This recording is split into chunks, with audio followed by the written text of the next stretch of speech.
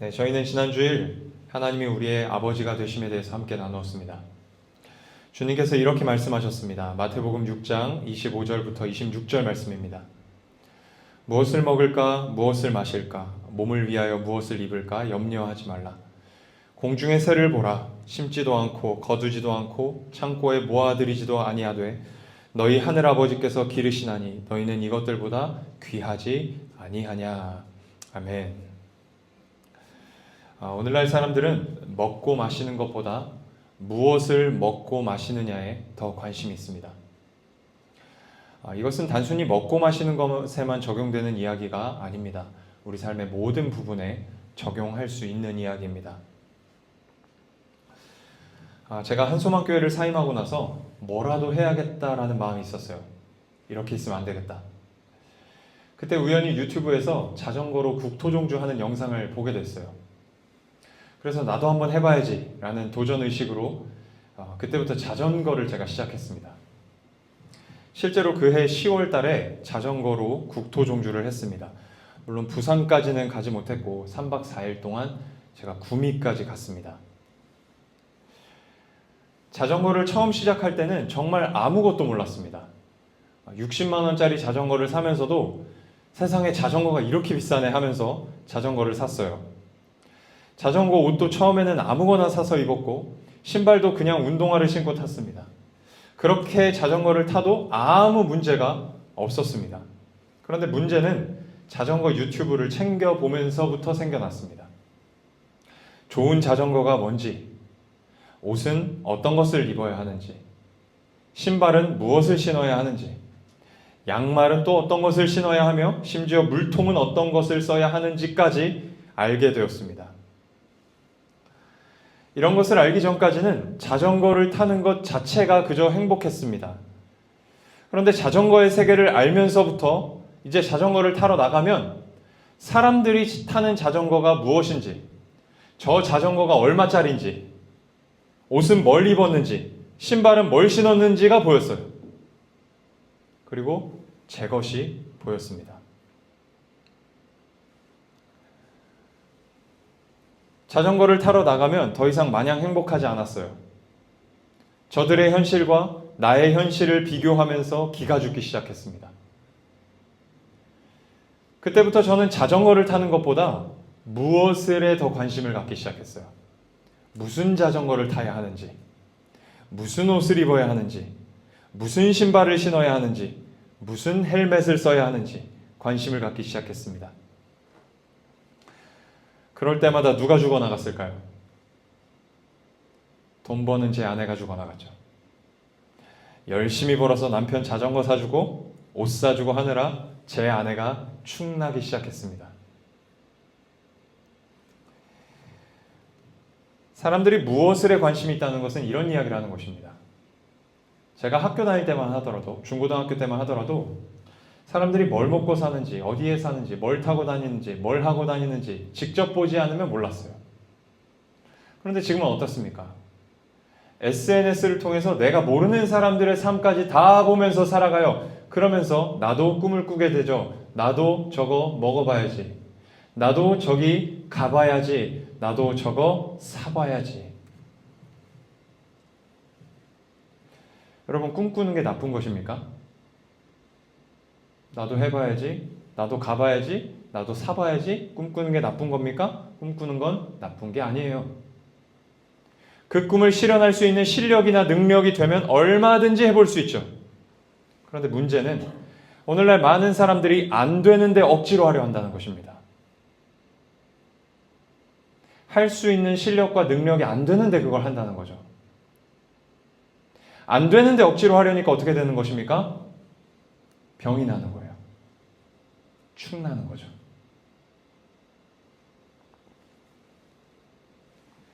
그렇게 살아가는 자식들의 모습을 보시고 안타까워하시며 아버지께서 말씀하시는 것입니다. 얘들아, 너희들이 추구하는 그런 것들보다 너희들이 훨씬 귀중한 존재들인데 어째서 너희는 그런 것들을 더 얻기 위해서 귀한 너희를 축내며 살고 있니? 얘들아, 너희보다 귀한 것은 없단다. 너희부터 챙겨라. 그 말씀을 하시는 것입니다. 그래서 저희들이 어떻게 살아야 한다고 했습니까? 무엇을 먹고 무엇을 마실까 걱정하고 염려하면서 나를 축내는 삶이 아니라 하나님 아버지께서 주신 것에 만족하며 그것을 누리는 삶을 살아야 한다고 했습니다. 지난주일 모임을 다 마치고 설교를 들으면서 궁금한 점이 생겼다고 하면서 형석 형제가 저한테 질문을 했어요. 제가 정확한 워딩까지 기억나지 않지만 대략 이런 내용이었죠. 만족을 요구하는 기독교 신앙은 사회 질서를 유지시키는 기능을 하냐? 맞나요? 네, 제가 생각보다 똑똑하다는 것을 다시 한번 증명받았습니다. 만족을 요구하는 기독교 신앙은 사회 질서를 유지시키는 기능을 하냐라는 것이었어요. 제가 형석 형제 이 질문을 듣자마자 설국열차 영화가 생각이 났어요. 영화 속에서 높은 칸에 있는 사람들이, 그러니까 앞에 있는 칸의 사람들이 이 낮은 칸에 있는 사람들, 꼬리 칸에 있는 사람들을 향해 끊임없이 이렇게 외치죠. 자리를 지켜라. 자리를 지켜라. 이 대사에 담긴 의미가 무엇이냐면 더 나은 삶을 살려고 발버둥치지 말고 더 높은 칸으로, 더 앞에 칸으로 나오려고 하지 말고 그 자리에 있으라는 뜻이에요. 그저 주어진 운명을 받아들이고 멈춰 있으라는 뜻이에요. 강자는 강자의 자리가 있고 약자는 약자의 자리가 있으니 체제에 순응하라는 뜻이에요. 봉준호 감독님께서 이 세상 속에 실제하는 이 비정한 계급 구조를 영화로 보여준 거죠. 그런데 마치 만족을 요구하는 기독교가 세상의 이 비정한 요구를 받아들이라고 하는 것처럼 들렸나 봐요. 형석 형제가. 제가 오해를 하게끔 설교를 한 거죠. 아마 말은 못했지만 이 자리에 같은 생각을 한 분들이 또 계셨을지 모르겠습니다. 그래서 제가 한 주 동안 AS가 좀 필요하겠구나 생각을 하면서 설교를 준비했습니다. 여러분, 기독교가 말하는 만족은 무엇일까요? 만족은 멈춤일까요? 그러고 싶지 않아도 자리를 지켜야 되는 것일까요? 저를 예로 들 수 있지만 제가 이 생각을 하면서 윤경이 생각이 진짜 많이 났어요. 윤경이를 예로 들어 간략히 한번 설명해 보겠습니다. 물론 윤경의 속사정은 다를 수 있습니다. 그리고 그때와 지금의 마음이 좀 달라졌을 수 있어요. 밖에서 보는 입장에서 말을 하는 것입니다. 제가 볼 때 윤경이는 자기 직업과 직장에 대한 만족도가 꽤 높은 것 같아요. 지금도 그런가요? 네.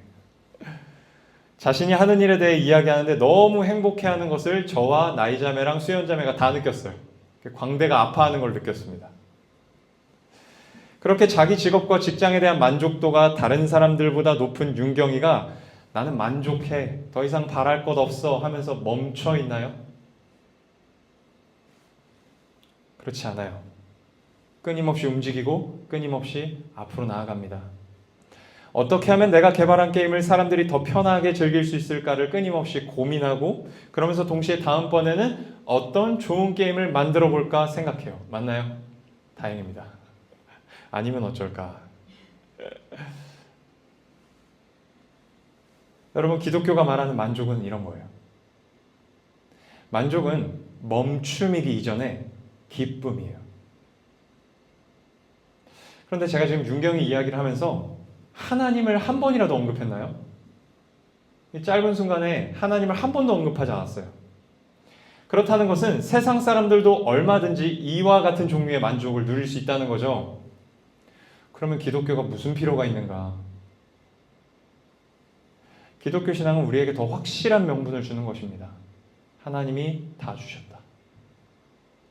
나에게 필요한 만큼을 주셨다. 내가 누려야 할 만큼을 주셨다. 하나님께서 내게 허락하신 것에 대한 만족, 그로 말미암는 기쁨을 동력으로 삼고 사는 삶이 기독교가 말하는 만족의 삶입니다. 지금 내 삶에 대한 만족, 그로 말미암는 기쁨이 있는 사람은 결코 그냥 있지 않습니다. 하나님께서 내게 주신 삶을 즐거이 살고 열심히 삽니다. 열심히 사느라 에너지를 다 소모할 수 있어요. 그래도 손해봤다 생각하지 않습니다. 열심히 살다 보면 세상에서의 보상이 따를 수 있습니다. 장사를 하는 사람은 장사가 잘 되는 보상을 얻을 수 있고, 직장을 다니는 사람은 열심히 일하면서 월급이 올라갈 수 있고 직급이 올라갈 수 있습니다. 그러다 보면 삶의 질이 이전보다 더 좋아질 수 있어요. 이건 자연스러운 일이죠. 성경은 이렇게 되는 것을 결코 부정하지 않습니다. 그런데 즐거이 열심히 살아도 보상이 따르지 않을 수가 있어요. 인생이 그렇잖아요. 내가 아무리 열심히 해도 보상이 따르지 않을 수 있어요. 그렇다 하더라도 하나님께서 허락하신 것에 대한 만족이 있는 사람은 괜찮습니다. 왜 괜찮을까요? 지금도 만족하고 있고, 지금도 기쁘고, 지금도 행복하기 때문입니다.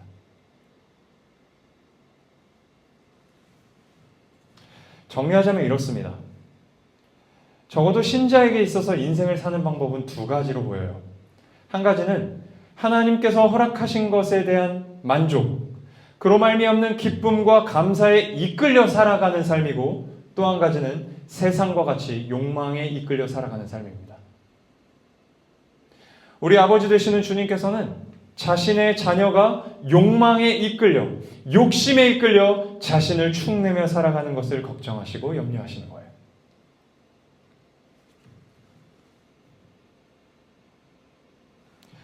이사야 55장 1절에서 2절에 하나님께서 이스라엘 백성들에게 이렇게 말씀하십니다.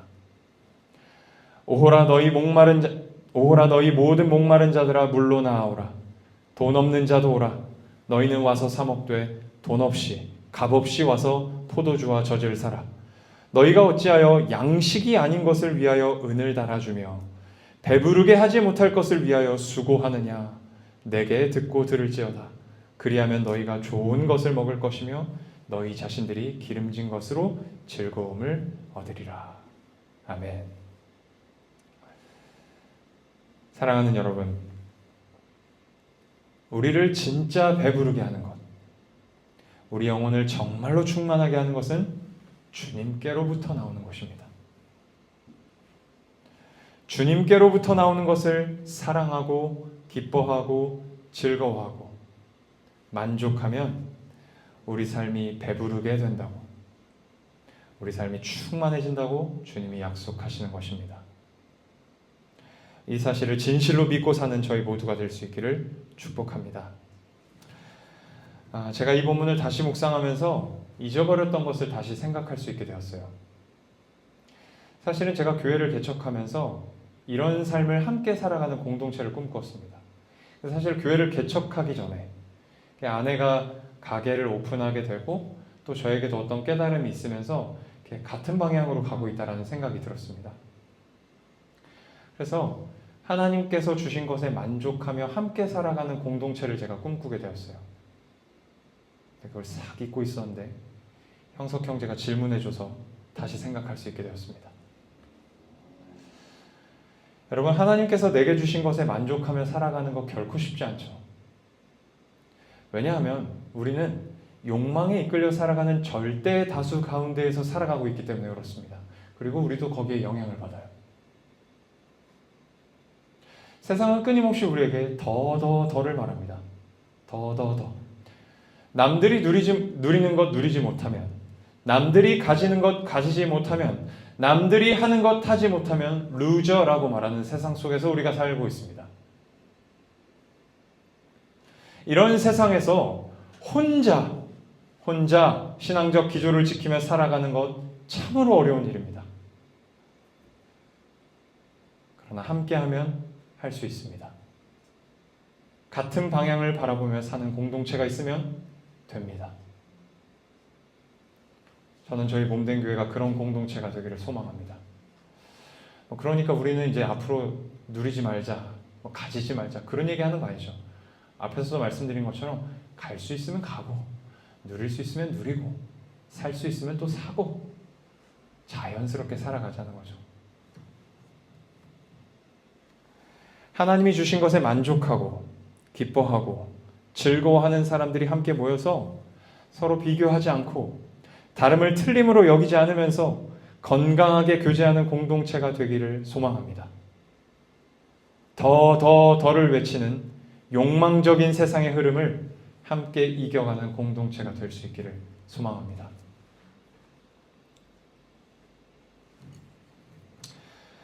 이제 오늘 본문의 내용을 살펴볼 텐데요. 저희가 가정의 달을 맞이하여서 최근 2주 동안 이제 강의 흐름을 이어서 하지 못했어요. 그래서 그 전에 오늘 본문에 이르기까지 예수님께서 어떤 말씀을 하셨었는지부터 다시 한번 짚고 넘어가도록 하겠습니다. 마태복음 5장 13절에서 16절에서 예수님은 제자들에게 이렇게 말씀하셨죠. 너희는 세상의 소금이고 빛이다. 너희는 세상의 부패를 억제하는 자들이고 세상 가운데 하나님의 영광의 빛을 드러내는 자들이다. 반영하는 자들이다. 반사하는 자들이다. 라고 말씀하신 거예요. 이것은 제자들의 정체성이 어떠한지를 가르쳐 주신 것이죠. 그리고 나서 그 다음에 5장 17절부터 20절에서는 나는 율법을 폐하러 온 것이 아니라 율법을 완전하게 하려고 왔다라고 말씀하셨어요. 율법을 정의하여 주신 것인데 이는 제자들이 율법 앞에서 어떤 자세와 태도를 가져야 하는지를 가르쳐 주신 거예요. 여기까지 이야기하시고 이제 오늘 본문부터 구체적인 율법의 내용이 나와요. 오늘은 살인하지 말라, 다음에는 간음하지 말라, 그 다음 맹세하지 말라, 원수를 사랑하라, 이런 율법의 계명들이 쭉 나옵니다. 무슨 뜻일까요? 흐름상 볼 때 율법을 지켜 행할 때, 온전히 지켜 행할 때 소금과 빛으로서의 신분과 정체성을 세상 가운데 나타내게 된다는 거예요. 율법을 지켜 행하지 않으면 소금과 빛이 아니라는 말은 아니에요. 율법을 지켜 행할 때 소금과 빛으로서의 신분과 정체성을 세상 가운데 나타내게 된다는 것입니다. 이런 구조를 염두에 두고 오늘 본문을 한번 살펴보겠습니다. 오늘 본문 21절에서 22절입니다. 옛사람에게 말한 바 살인하지 말라 누구든지 살인하면 심판을 받게 되리라 하였다는 것을 너희가 들었으나 나는 너희에게 이르노니. 자, 예수님께서 옛사람에게 말한 바 너희가 들었으나 라고 말씀하세요. 여러분, 왜 예수님께서 살인하지 말라는 계명을 너희가 보았으나 라고 하지 않으시고 너희가 들었으나 라고 말씀하실까요?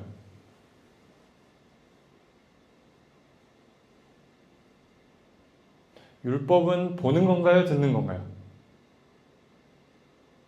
1차적으로는 보는 거죠. 성경을 통해서. 근데 보았으나 라고 하지 않으시고 들었으나 라고 말씀하세요.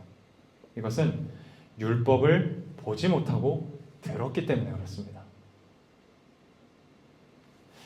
이 중세시대 신자들은요, 철저히 사제의 가르침에 의존된 신앙생활을 했어요. 왜 그랬을까요? 교회의 사제에 의존된 신앙생활을 했어요. 왜 그랬냐면 글을 몰랐기 때문에 그래요. 중세시대 일반 신자들은 글을 몰랐어요. 당시 성경은 라틴어로 되어 있었는데 이 라틴어를 일반 사람들은 잘 몰랐어요. 라틴어로 된 성경밖에 없었는데 일반 사람들은 라틴어를 잘 몰랐어요. 그래서 사제가 성경을 읽어주고 해석해주지 않으면 성경의 내용을 알 수가 없었어요. 여러분, 유럽의 성당들에 가면 스테인드 글라스가 있잖아요. 그림이 그려져 있어요. 창문에. 왜 그려져 있을까요? 물론 유럽을 안 가보신 분들도 계시겠지만 유럽을 가보신 분들은 혹은 이제 꽃보다 할배 같은 이런 프로그램에서 보면 성당에 스테인드 글라스가 있는 거 있어요. 볼 수 있어요. 왜 그려놨을까요? 글을 모르는 대중들이 교회에 와서 그 창문을 보고 성경의 내용을 알 수 있게 해놓은 거예요.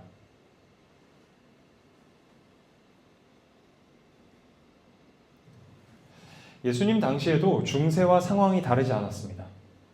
당시 유대인들의 대부분은 히브리어를 잘 몰랐어요. 그러니까 한국 사람이 한국어를 모른다는 말과 똑같은 거죠. 아니, 어떻게 모국어를 모를 수 있을까? 구약의 이스라엘 백성들이 바벨론 포로로 끌려갔었잖아요. 그리고 그 포로에서 돌아왔어요. 바벨론 포로로 끌려갔다 온 이후에 유대인들은 히브리어를 사용하지 않고 아람어를 사용했어요. 고대 근동지방의 언어였던 아람어를 사용했어요. 그래서 일반 사람들은요, 히브리어로 된 성경을 읽지 못했어요. 누구만 성경을 읽을 수 있었을까요? 당시에 서기관과 바리새인들 같은 사람들만 구약의 성경을 읽을 수 있었습니다. 그래서 당시 일반 유대인들도 서기관과 바리새인들에게 의존된 신앙생활을 했습니다. 그러니까 지금 예수님께서 옛사람에게 말한 바 너희가 들었으나 나는 너희에게 이르노니 라고 말씀하신 것은 무슨 뜻일까요? 서기관과 바리새인들은 너희들에게 율법이 그런 의미라고 이야기를 했는데, 그런 의미라고 말했는데 라는 뜻이죠. 무슨 뜻입니까? 서기관과 바리새인들이 율법의 의미를 잘못 알려줬다는 거예요. 너희들에게. 그러니까 이제 예수님께서 율법의 본래 의미를 제대로 알려주겠다고 지금 하고 계시는 것입니다. 너희들이 들은 거 그거 잘못 들은 거야. 이제 내가 알려줄게. 그렇게 하시는 거예요, 지금. 예수님께서는 살인하지 말라는 계명이 원래 이런 뜻이라고 말씀하십니다. 22절입니다. 나는 너희에게 이르노니 형제에게 노하는 자마다 심판을 받게 되고 형제를 대하여 라가라 하는 자는 공회에 잡혀가게 되고 미련한 놈이라 하는 자는 지옥불에 들어가게 되리라. 자, 심판을 받게 되고 공회에 잡혀가게 되고 지옥불에 들어가게 되리라. 이 말은 똑같은 말이에요. 다 죄라는 거예요. 하나님의 심판을 받는 죄라는 거예요. 예수님께서 지금 이렇게 말씀하시죠. 살인은 실제로 사람을 죽이는 행위만이 아니라 형제에게 분노하는 것도, 형제를 향하여 라가라 하는 것도 살인이라고 말씀하세요. 이 라가라고 하는 말은 쓸모없는 놈, 무가치한 놈이란 뜻이에요. 욕이에요. 당시 욕. 사람의 인격을 모독하고 무시하는 말입니다. 우리는 보통 살인은 반드시 처벌받아야 하는 악한 죄라고 생각합니다. 반면에 분노나 모독하는 말은 처벌받아야 할 죄라고까지는 생각하지 않아요. 실제로 그런 일로 법적 책임을 지우지 않죠. 그런데 예수님께서는 다 같은 죄로 보고 계세요. 경중을 따지지 않으세요. 여러분, 어떻게 사람을 죽이는 것과 분노 그리고 모독하는 말의 경중이 같을 수 있을까요? 우리는 그렇게 생각 안 하잖아요. 살인이 나쁜 죄다. 분노나 모독하는 말은 깊게 생각하면 그럴 수 있다라고 생각하잖아요. 어떻게 경중이 같을 수 있을까요? 왜 경중이 같다고 하실까요? 본질이 같아서 그래요. 본질이 뭘까요? 남을 짓밟고 남을 희생시켜 내가 더 높은 자리에 앉으려고 하는 교만이에요. 이 본질이 같아요.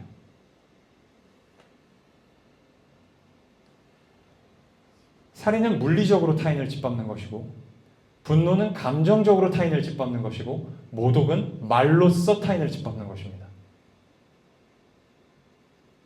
드러나는 행위만이 아니라 중심을 보시는 주님이 보실 때는 같은 거예요. 왜? 본질이 같아서. 결국 살인하지 말라는 계명은 단지 사람을 죽이지 말라는 계명이 아니라, 사람을 죽이지만 않으면 괜찮은 계명이 아니라, 타인을 희생시켜서 나를 더 드러내려 하고 나를 더 높이려 하는 교만함을 멈추라는 뜻의 계명인 거예요. 그런데 여기서 끝이 아니에요. 예수님은 계속해서 이렇게 말씀하십니다. 23절에서 24절 말씀입니다. 그러므로 예물을 제단에 드리려다가 거기서 내 형제에게 원망 들을 만한 일이 있는 것이 생각나거든 예물을 제단 앞에 두고 먼저 가서 형제와 화목하고 그 후에 와서 예물을 드리라. 자, 여러분, 이 당시 예물을 드리는 제단은 어디에 있습니까? 퀴즈예요. 어디에 있죠? 사모님 리모컨을 들면서 회피하지 마시고 대답해 보세요. 예물을 드리는 제단 어디에 있죠? 예루살렘에 있죠. 그러면 형제는 어디에 있습니까? 지금 형제에게 가라고 예수님 말씀하시잖아요. 형제는 어디에 있어요? 여러분, 대부분 제자들의 출신이 어디라고 했습니까? 어디라고요? 갈릴리. 예루살렘은 여기에 있고 갈릴리는 여기에 있어요. 제자들의 형제, 이웃 대부분은 갈릴리에 있어요.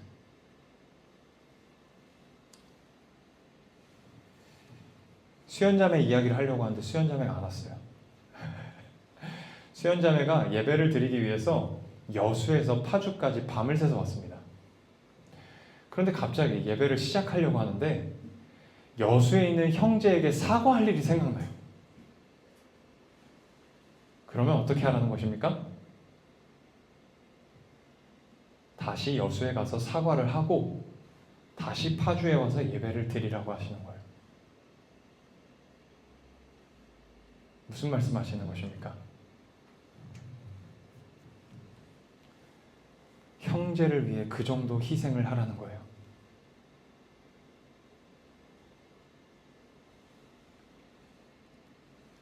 사랑하는 여러분, 살인하지 말라는 계명은 단지 사람을 죽이지 말라는 계명이 아닙니다.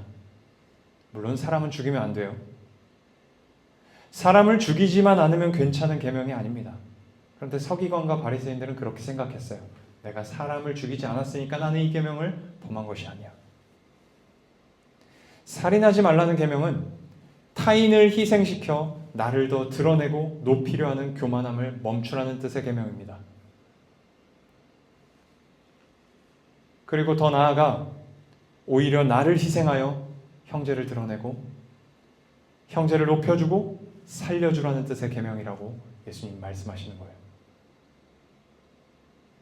하지 않는 것을 넘어서서 하는 것까지 가는 거예요.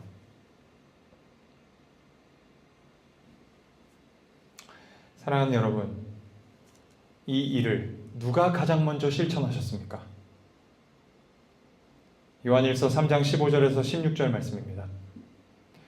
그 형제를 미워하는 자마다 살인하는 자니 살인하는 자마다 영생이 그 속에 거하지 아니하는 것을 너희가 아는 바라. 그가 우리를 위하여 목숨을 버리셨으니 우리가 이로써 사랑을 알고 우리도 형제들을 위하여 목숨을 버리는 것이 마땅하니라. 우리의 형제 되시는 예수님께서 가장 먼저 실천하셨어요. 예수님은 우리의 맏형이세요. 우리의 맏형이신 예수님께서는 우리를 살리시기 위해 자신을 희생하셨습니다. 죄인의 자리에 떨어져 있는 우리를 하나님의 자녀된 신분으로 높여주시기 위해 자신의 목숨을 버리셨습니다.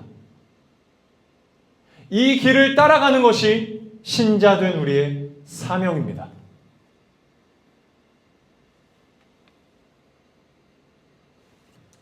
여러분, 오늘 본문에서 예수님이 계속해서 형제를 말씀하세요. 형제. 22절에 형제에게 노하는 자마다, 또 형제를 대하여 라가라 하는 자. 23절에 형제에게 원망 들을 만한 일이 생각나거든요. 24절에 형제와 화목하고 형제 계속 반복하세요. 여러분, 예수님께서 지금 계속 이 산상순을 누구에게 말씀하고 계세요? 제자들에게 말씀하고 계세요. 그렇다면 제자들에게 있어서 형제는 1차적으로 누구를 가리키는 걸까요? 옆에 있는 동료 제자들을 가리키는 거예요.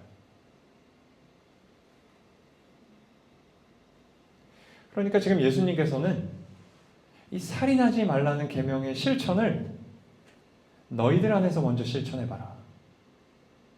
제자 공동체 안에서 먼저 실천해봐라. 그렇게 제자들에게 말씀하시는 것입니다.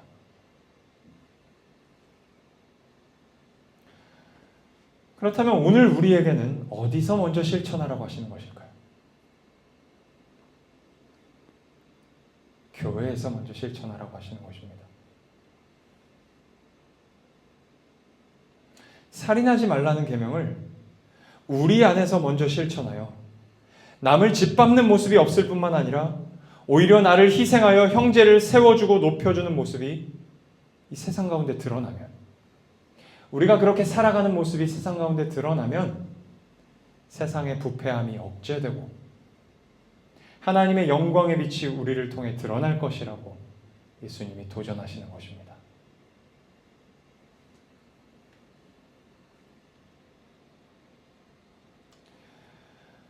금요일 몸민이 묵상 본문이었던 고린도전서 3장 2절에 보면 바울이 고린도 교회 성도들을 향해 지금도 여전히 어린아이 신앙 같다고 책망합니다.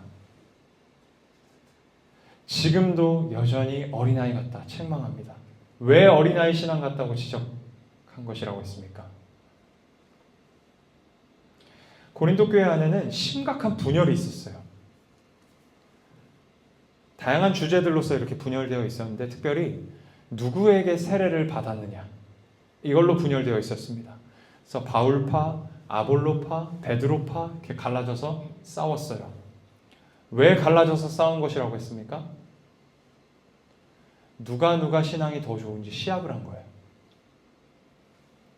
자신에게 세례 준 사람이 더 대단한 사람이라고 주장하면서 그런 사람에게 자신이 세례를 받았기 때문에 저 사람에게 세례 받은 사람보다 자신의 신앙이 더 좋다는 걸 주장한 거예요. 바울에게 세례 받은 사람보다 아볼로에게 세례 받은 사람이 더 대단하다. 왜? 바울보다 아볼로가 더 대단하니까. 뭐 하고 있는 것입니까 지금? 고린도 교회 안에 어떤 일이 일어나고 있는 거예요? 남을 짓밟고 교회에서 더 높은 자리에 앉으려고 하는 것입니다. 교회 안에서 살인을 저지르고 있는 거예요. 여러분, 은사에 대한 이야기도 마찬가지예요. 어떤 은사가 더 뛰어나냐? 그걸 왜 이야기하냐면 그 뛰어난 은사를 내가 가지고 있으니까 내가 너보다 낫다는 걸 증명하는 거예요. 계속. 그 관점으로 고린도전서를 한번 보세요. 여러분, 고린도전서 13장이 무슨 장입니까? 고린도전서가 무슨 내용인지 몰라도 13장은 알아요. 사랑장이죠. 바울이 왜 사랑 이야기를 할까요?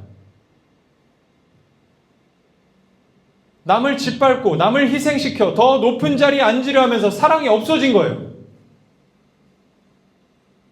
사랑이 없으니까 또 뭐가 없을까요? 서로를 향한 섬김이 없어요. 헌신이 없어요. 그래서 바울이 12장에서 섬김과 은사에 대한 이야기를 하는 거예요. 그걸 가지고 교회를 섬겨라. 사랑해라. 사랑과 섬김 없는 모습이 어린아이 같다고 책망한 거예요. 여러분, 어린아이 특징이 뭡니까? 지밖에 몰라요. 어린아이는 자기밖에 몰라요. 그 정도 수준의 신앙이라고 책망한 것입니다.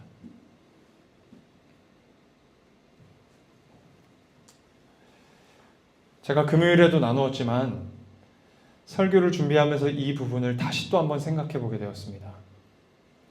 나는 과연 사랑으로 성도를 섬기고 있는가? 예수님과 같이 희생과 헌신으로 교회를 섬기고 있는가? 교회를 맡은 자이기 때문에 의무적으로 감당하고 있지 않은가?